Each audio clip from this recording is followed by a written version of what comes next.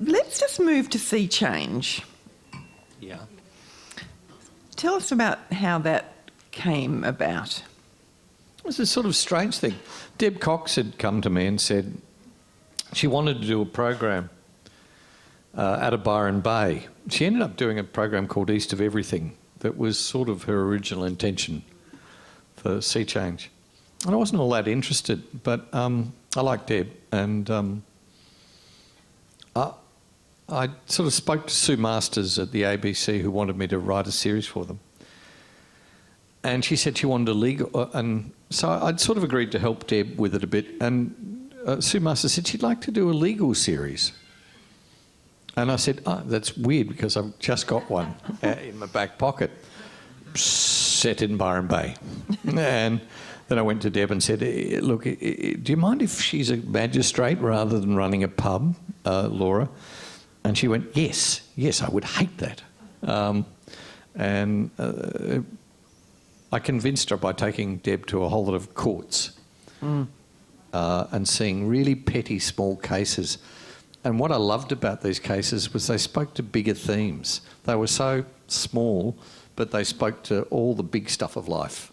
And I think stylistically that's what I like. I like what seems to be a small idea blossoming into a big idea.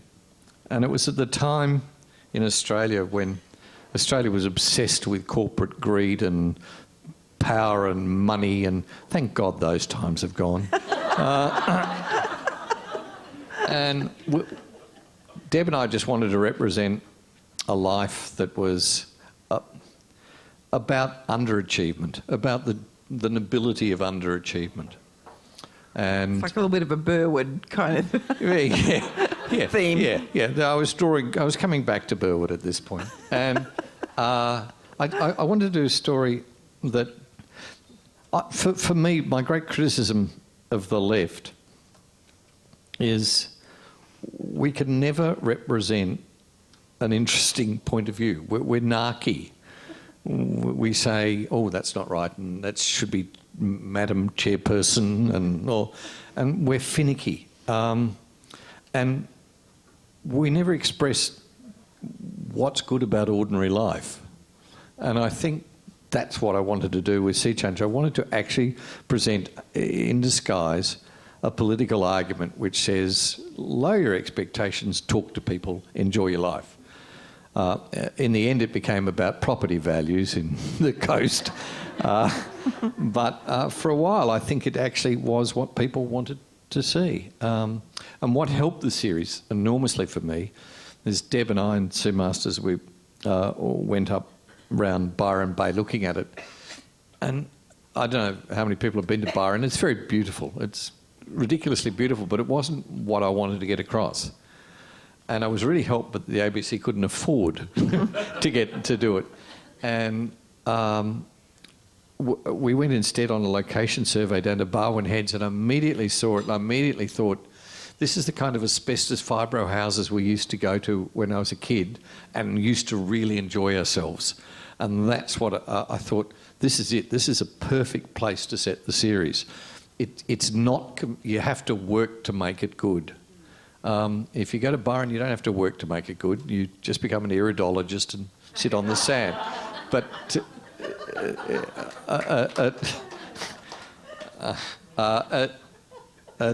that sort of area of Victoria is so beautiful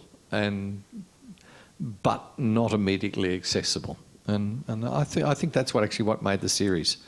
What about that beautiful little coda that was at the end of each ep with that boy? Do you know, that was my idea, and I did it on the day. I was sitting and I was watching the two actors playing, Kevin and Trevor, and I just looked at them. They just had a kind of natural ease about them, and we were a bit short on an episode. And I just went up to the director and said, "Can you get them to say that?" And they did. And we loved it, and we thought, well, that should be the coda for every episode. I've just often made them up on the spot. So, Andrew, with SeaChange, you were an executive producer as well? Yeah, pretty much co-wrote with Deb. You wrote a couple, Matt wrote, but I think I wrote 33 of the 39 episodes. Yeah, with Deb, yeah. And what is an executive producer? It really depends. It's a title that's lost its shape. It used to be the most important person on the block, which is why I claimed the title. And everyone would work to you. Now they give it away to the mentally challenged child of the of the owner of the station. It's.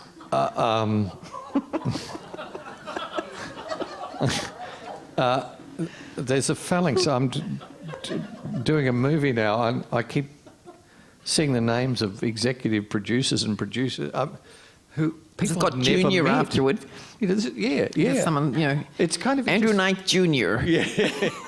Yeah, kind of interesting because you make these things, and you're so busy driving the boat and trying not to hit rocks and things. And then occasionally you just look behind and there's a whole lot of people on the back of your boat water skiing and waving to the crowd. And they're usually executive producers and producers. And you've never seen them. I don't know who these people are, but you only see them on awards nights. They get up and thank you and it was a wonderful working. And you go, oh, was it? No. It's a strange phenomenon. Tell me about where the writer is on that hierarchy. The reason I took up producing was at the end of Spotswood, I went to the cast party, and I was 28 years old.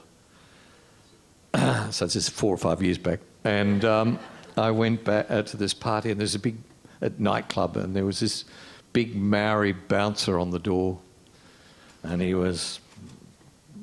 had a list, and I came up to him, and I was pretty cock of myself, and I said, Andrew Knight, and he went, no, mate, nope. And I said, no, I've got to be there. I co-wrote this. And he went, not on that list, mate. Sorry, off you go. And I said, well, can you ask inside? And he finally and reluctantly opens this door, and there's thumping music going boom, boom, boom, boom. And you hear this Maori voice yelling across this nightclub saying, is it all right if we let the writer in? And I thought that became emblematic of where writers stand in the food chain. And I immediately went out. I worked, I did a production job at Crawford's for 2 or 3 years. I decided I didn't want to write at Crawford's because I wasn't really keen on what they were writing, but I thought it would be really useful to understand the production process. So I did a lot of different jobs at Crawford's on lots of different projects,